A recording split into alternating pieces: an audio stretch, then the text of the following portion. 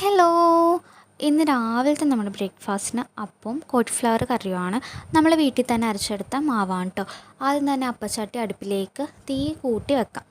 അതിനുശേഷം മാവ് ഒഴിക്കുന്നതിന് തൊട്ട് മുമ്പ് തീ കുറച്ച് വെച്ചിട്ട് മാവ് ഒഴിച്ച് നമുക്ക് ഇതുപോലെ കറക്കി അടച്ച് വെച്ച് അപ്പം വേവിച്ചെടുക്കാം. ഞാൻ ഇതുപോലെയാണ് എപ്പോഴും അപ്പം കുക്ക് ചെയ്യാറുള്ളത്. എനിക്ക് അപ്പത്തിൻ്റെ കൂടെ സ്റ്റൂവിനേക്കാൾ ഇഷ്ടം എപ്പോഴും കോളിഫ്ലവർ കറി തന്നെയാണ്. അപ്പവും സ്റ്റൂ എനിക്ക് രാവിലെ കഴിക്കാൻ ഒട്ടും ഇഷ്ടമല്ല. വൈകുന്നേരം ഒക്കെ ആണെങ്കിൽ കുഴപ്പമില്ല, പിന്നെ ഇടനേരമൊക്കെ ആണെങ്കിലും കുഴപ്പമില്ല. പിന്നെ അപ്പം കടലക്കറി എനിക്ക് ഭയങ്കര ഇഷ്ടമാണ്. 4 ഞാൻ ചുട്ടെടുത്തുള്ളൂ, 2 എനിക്ക് 2 ബേബിക്കും. അപ്പോൾ രാവിലെ തന്നെ അപ്പം കോളിഫ്ലവറും കൂട്ടി ബ്രേക്ക്ഫാസ്റ്റ് കഴിച്ചു.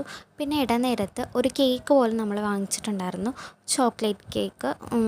10 രൂപ എന്തേ ഉള്ളൂ എന്ന് തോന്നുന്നു. ഇതും കഴിച്ചു. പിന്നെ ചോക്ലേറ്റ് ഐസ്ക്രീമും മേടിച്ചിട്ടുണ്ടായിരുന്നു, അതും കഴിച്ചു.